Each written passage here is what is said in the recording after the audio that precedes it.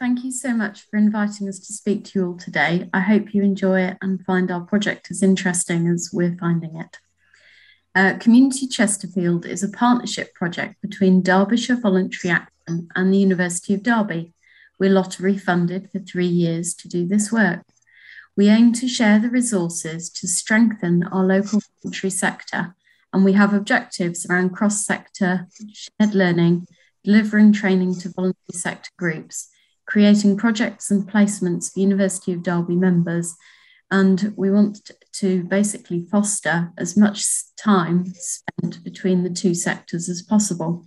We've had some amazing successes with students taking over Twitter for our voluntary sector organisations for a short period of time, or one of the University of Derby lecturers doing a research project for Relate, our local mental health infrastructure charity. We try and measure things in terms of meaningful connections rather than more static measurements such as volunteering. And we're doing really well with that, with over 30 meaningful connections made between the University of Derby and our voluntary sector organisations. I'm Jenny Rashbauer. I'm the project manager for the Community Chesterfield project, and I lead a team of 4 people who do all sorts of things in terms of networking with our voluntary sector organisations, delivering and organising training and shared learning, organising events, as well as our meaningful connections and brokering relationships. Claire is with me today. She's our counterpart at the University of Derby, and I'll let her introduce herself. Hi, I'm Claire Carter. I'm a senior lecturer and a business relationship manager for the College of Health, Psychology and Social Care, but ultimately for the University of Derby. It's been fantastic, the start of this project, initially starting within the college, but we've seen spread over the last couple of years to across the university. So hopefully the next slide will help us to consider what's going to be happening and talk about what the project has brought. So the first one, we've kind of addressed the project on this main slide for today. And the first one, I think both Jenny and I will probably talk to, is about that commitment.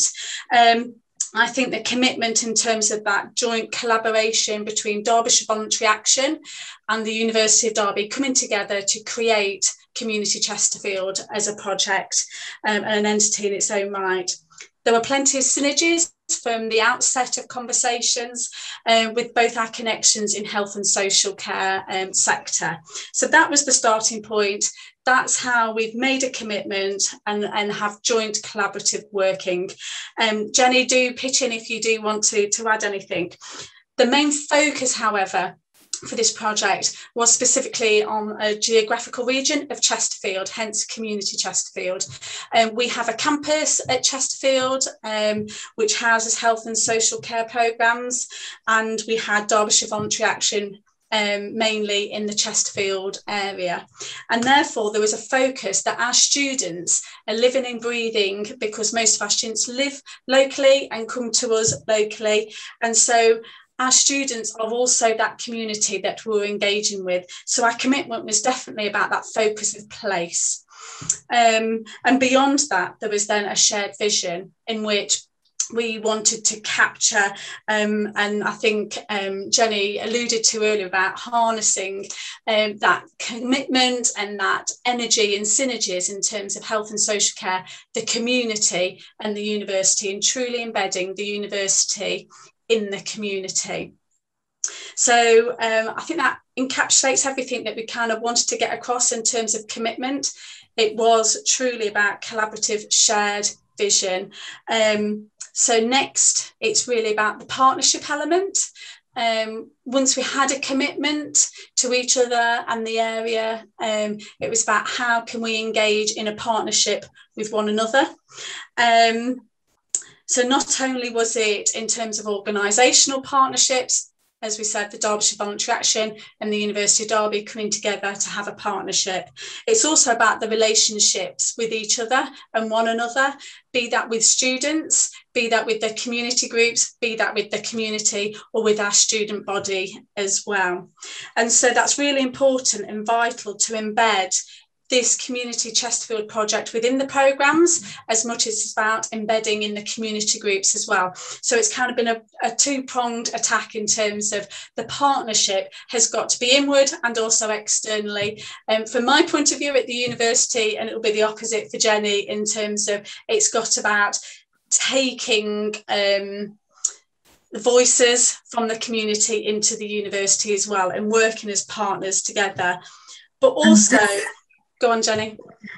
This is one of the elements I think that has been the thing we've learned most from and has been most challenging, because the University of Derby, as you're all aware, is an incredible organisation. They've got 6,000 odd staff, they've got a lot of students, they're very focused and very busy on what they do.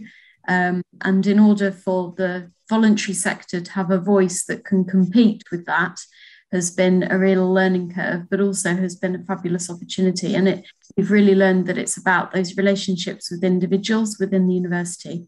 And that's where Claire has been so essential, really, in that we've been able to have some amazing relationships with individuals and have developed projects which fit well with the courses and the work that people are already doing at the university. So we can enhance the work that the university is already doing. And that's been a great way to build the partnership together.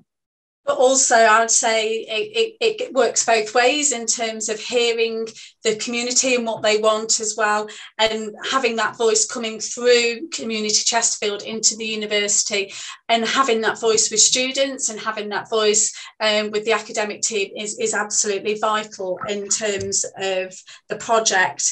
In terms of its presence, obviously, it's changed over the last couple of years. The Community Chesterfield team do have offices on our campus, so connections are able to be made. But obviously in the last year or so, there's been a thing called a pandemic. And so actually much of the work has also been virtual as well. But it's about how you can continue with those relationships and connections whilst being virtual. I guess has been quite challenging for everybody involved. But, you know, hopefully we both see it as a great success. We've got Charlotte on the line today, who has also been covering for almost a year, Jenny, while she's been on maternity leave. So it's also great to have Charlotte here because she has been truly embedded in the project as well. So I don't know if you want to move on to funding, Jenny. We've not got the slides again. No, that's fine. We are very lucky in that we've had funding from the National Lottery on this partnership for the last 2.5 to 3 years. We are now currently thinking about funding our next steps, because the relationship building, we've got solid foundations, but we've only really, I think, narrowed down the full potential of what we can do with this project. And looking to the future, we have so many exciting things planned. We have managed to attract additional funding in the past from Joined Up Careers, DanCop, and also we've had driven interns working on the project. And looking to the future, we will be going back to the lottery for a further funding bid, but we also have some other funders up our sleeves to approach. We would like to also work more closely looking at evaluating the work that we do, both in terms of the impact on the student at the university, because I think it has had an amazing impact. I've got in touch recently with a lady who leads one of the modules that work with us very closely. And she says that the students that have used our resources for the project have all scored much higher than the other students on the course who haven't. So that's quite interesting. But we'd like to measure sort of the long-term impact, how they perceive their careers and how they perceive themselves going forwards in relation to their connection with us.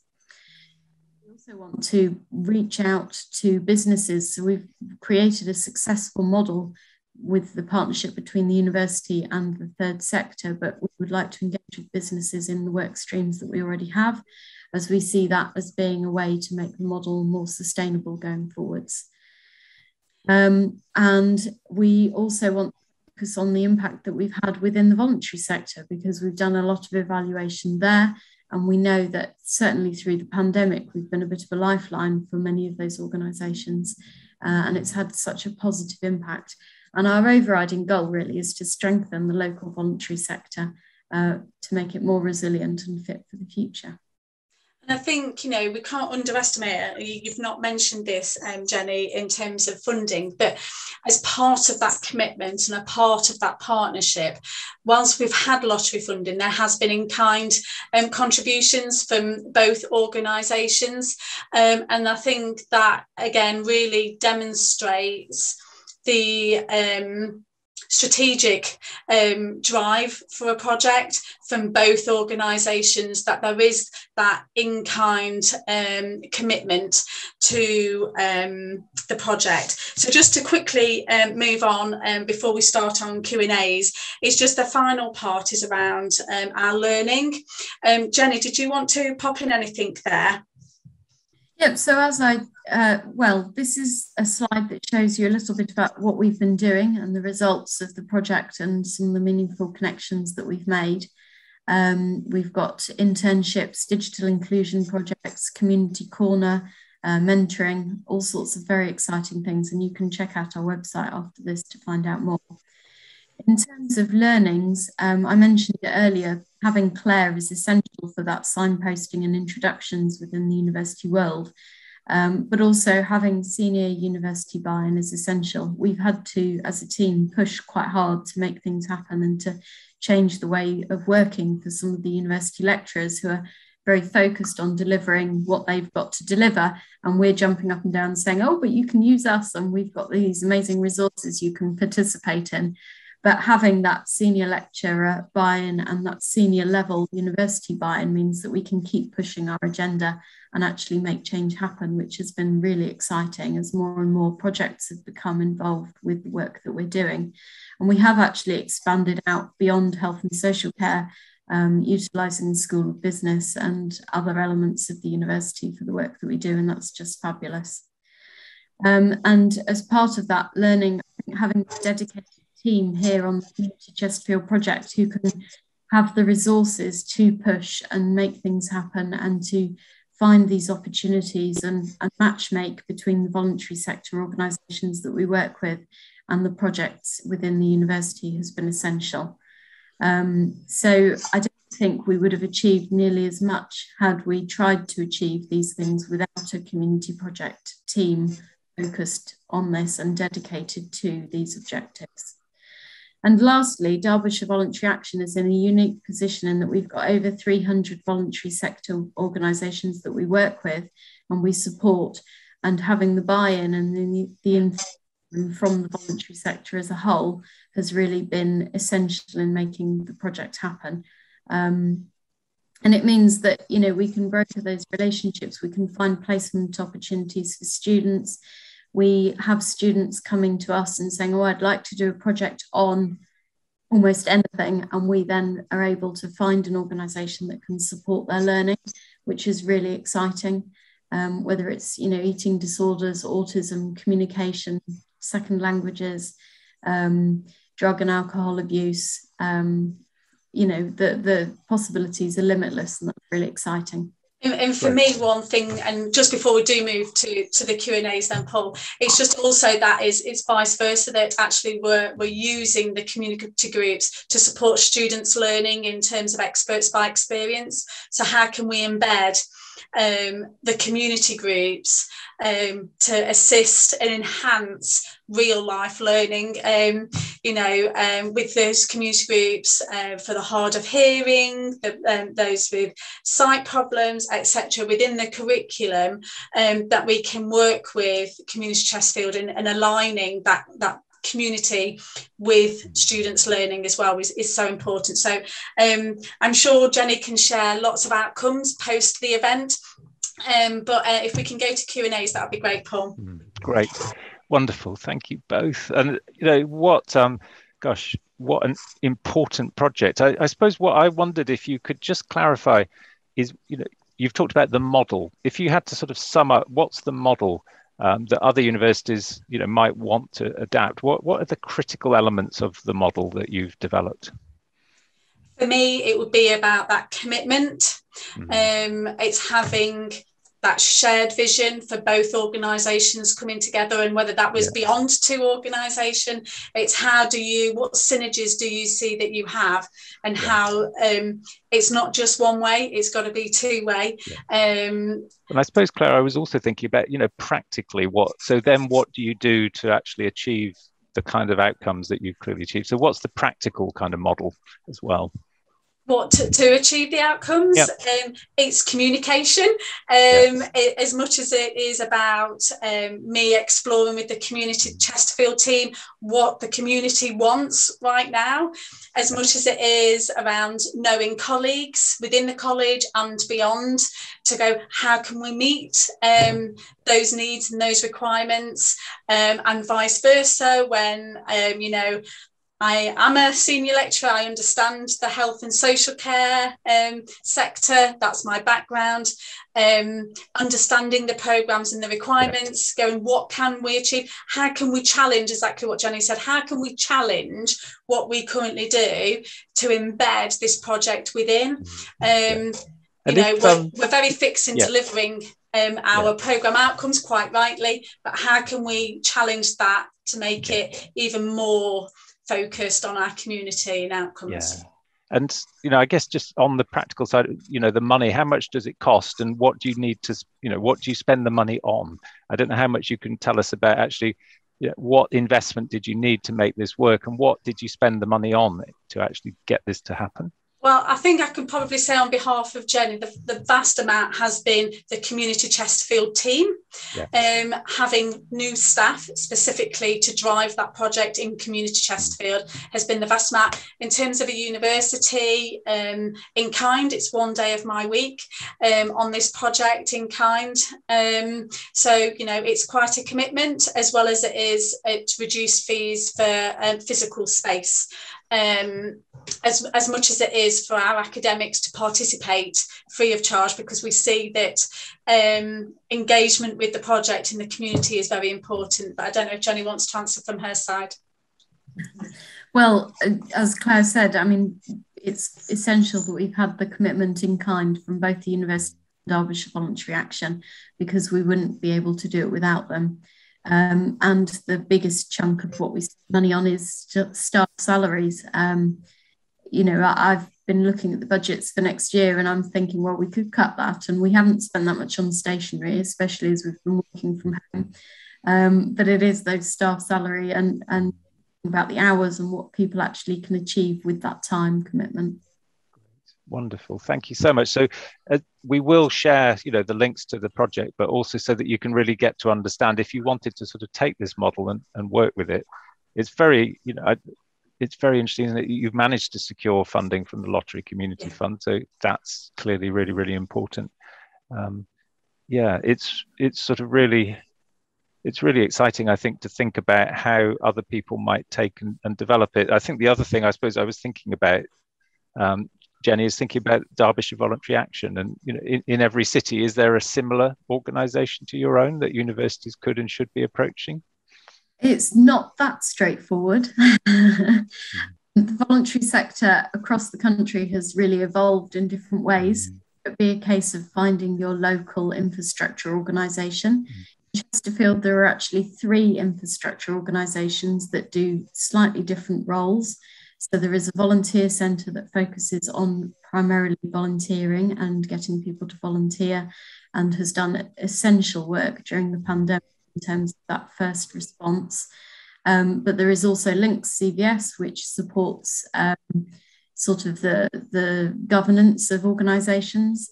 And there's our organisation, which focuses primarily on health and social care organisations. But of course, as many of you know, and social care is a very, very wide remit and includes nearly everybody and everything that we do, if you take into account well-being and feeling connected as part of your well-being. So it would be quite a task, I think, to find out your local one geographically, but also the one that would be most forward-looking and able to help with a project of this kind. Yeah, wonderful. And what I'd just like to reach out, Paul, is that we do have Erica. I've seen that she's popped something in the chat, one of our academics at Chesterfield, which is lovely to have her here today. Don't know if she wants to put a camera on and give us a wave. But it's been fabulous to have the team, the academics, exploring what we can do. With our students and within the programmes. She's currently off. But it's been fantastic to have her on board as well. So it's really important to have that engagement. Yeah, thank you. And please, in the chat, I mean, Helen, you put a question in a bit earlier about what seems to be at the heart of this project is about connections and connectors who can join people up. But Helen, you asked a question a few minutes ago, which was, what defines a meaningful connection? That's a good question and a tricky one, but maybe we could sort of end there. But everyone else, please use the chat. If there are things about what's going on in Derby that you'd love to find out more about, we can make sure that in the write-up of this event, we get you links, we get you descriptions of anything that you're thinking, oh, I'd love to know more about X or Y. So please use the chat to pop any practical questions that you've got that you'd like us to follow up with after the event. And then maybe we could just take Helen's final question about the meaningful connection, which seems to be right at the heart of everything you've talked about. Any thoughts about that, Claire or Jenny? Yes, it depends very much on what the opportunity is. So a meaningful connection could be a lecturer or a university member writing a research paper in collaboration with one of our groups, or it could be students giving a little bit of time to do a project with one of the groups. It could be an internship doing a project with some of our groups. It could be one of our groups coming in and delivering a session for students. So it basically covers absolutely everything that doesn't fit our other targets. So we've delivered in our second year 970 individual training hours, accessed by individuals for over 100 organisations, and many of those training hours have been delivered by University of Derby staff. We've done 12 cross-sector shared learning workshops, which have been attended by 183 participants. We've had 6 voluntary and community sector groups offering placement opportunities for students, 10 students placed at 3 different settings. So those are our brief targets. And then the meaningful connections one is everything that doesn't fit within one of the others. And we are currently working on developing an evaluation tool that will be able to evaluate the impact of those meaningful connections and explain them and explore them more fully.